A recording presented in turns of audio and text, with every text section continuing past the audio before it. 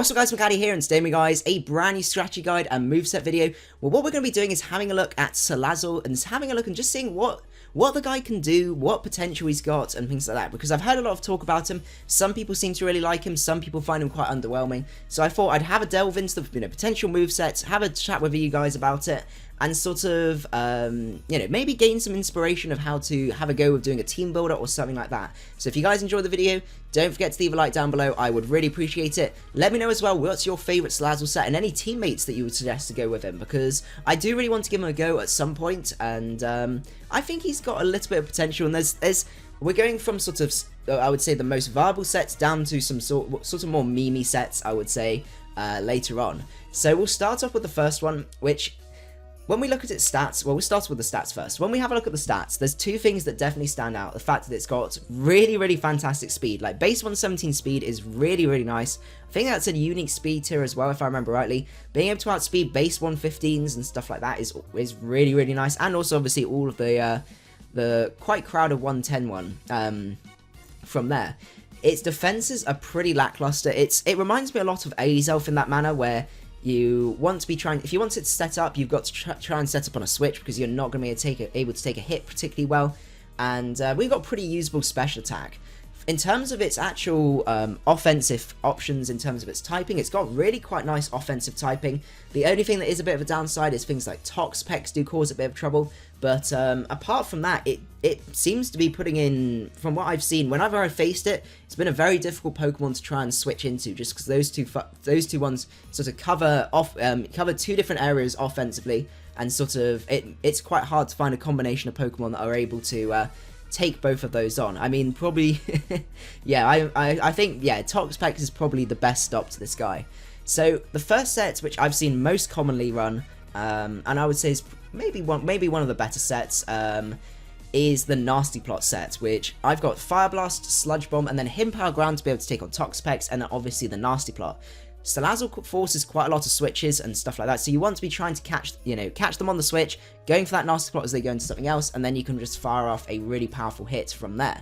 The thing that you've got to try and play with this guy is you need to first of all weaken their team.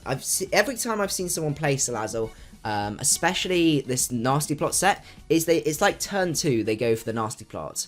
And then you're like, well, yeah, I lose one Pokemon, but now I can just go into my Scarf, I can revenge kill you, or I've still got something that's still healthy enough to be able to take a hit from you and blow you back from there, or for example, I've got a full max HP Tox Pecs that can just haze you and handle you easily from there. So it's all about working out the right time to Nasty Plot, the right situation to Nasty Plot, but then also at what point do you want to do it so where you can sweep their team, because there's no point setting up Nasty Plots if they've just got a very a Scarfer in the back that's able to outspeed you and can just revenge kill you straight away, because you won't make too much progress from there. So that's what I definitely recommend, but this set is very, very scary, especially in the late game. If you want to be going for a sort of slightly more alternate set, you've got the Choice Spec set, which basically is designed to wall break as much as possible, and sort of you make use of that offensive typing to make your opponent have to make very difficult switches. Will take a bit of prediction on your part, because you aren't able to change up your moves, but you're still going to be hitting really, really hard, because you've got some fairly high base power options here that you can click. Obviously, Fire Blast and Sludge Bomb are going to be your main go-to ones. You've got the Hidden Power Ground there to be able to hit Tox Pecs pretty hard. And then finally, he doesn't have the best of move pool, I must admit. If you want to go memey, you can go for the Dragon Pulse for unstabbed dragon coverage, but I wouldn't really recommend it. By the looks of things, it looks to be Overheat seems to be the best option there. Or if you're on a sort of Toxic Hazard stacking set, then maybe Venoshock's a better option. But overall, I would probably say Overheat seems to work the best, just as a sort of, you bring it in, you just absolutely pummel something, and then you get out of there and sort of use it to try and wall break as much as possible. In terms of the abilities, it's not got the best abilities if you're not going to be running Toxic on it, but I think Corrosion's probably your best option, just because A, you're not going to be taunting anyway, and you're going to be fast enough with your Salazzle that you're not going to be caught out with a taunt. But for certainly these ones, your main advantage is if you're going for Sludge Bomb and they switch into Poison type, you have the chance to poison, if I remember rightly. But apart from that, it doesn't make too much difference. Next up, we've got a slightly more interesting set, which is a Sub-Toxic set. So this guy is basically designed to get that, predict them to switch out, set up that free sub, and then you can Toxic them. Venoshock's then going to be doing a huge amount of damage, and because you got the Corrosion, you can actually Toxic those Steel types, and also, the Toxapexes and stuff like that. I don't know, I had a bit of a brain fart there. And then finally you got the Fire Blast. So it's an offensive one, making use of those 2 stabs, the fact that they hit a lot of things pretty hard, but then you're also having the advantage, you're doing a little bit of stall breaking there, with being able to toxic stall to an extent some of the more sort of prominent switch-ins to this guy. You can then go for an even more memey set if you want to. This one is incredibly memey, but I think it could be quite an interesting one. You make use of the fact that it's got that speed. What you do is you set up the sub on the switch, then as you nasty plot up, they break your sub, you sub up again, they try and break your sub. We actually need to have the right HP for this. Let me just make sure that is the right HP. That is not the right HP.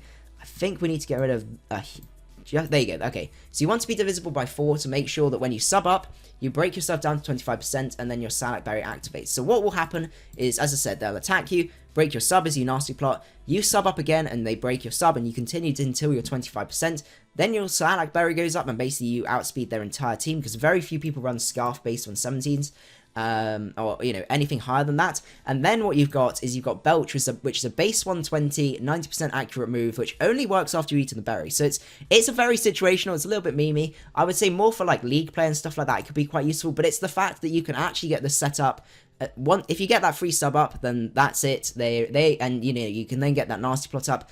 You're probably going to get a good sweep going if they don't have access to some sort of priority or something like that.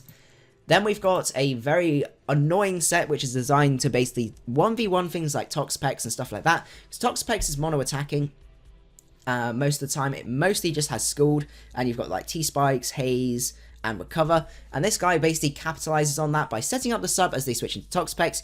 You Toxic them as they go for the Scald. Then you can disable them, and then you can just basically stall them down from there by setting up substitutes. They can't attack you, you can continue to disable them.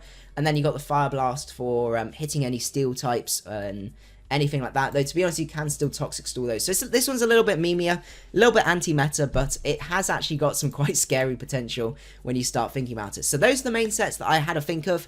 Let me know if you want me to do a team builder based around this guy. I kind of want to give him a go just... and see from there. But anyway, I hope you guys enjoyed the video. If you did, don't forget to leave a like, I would really appreciate it, and I will see you guys at the next one. Macadii out.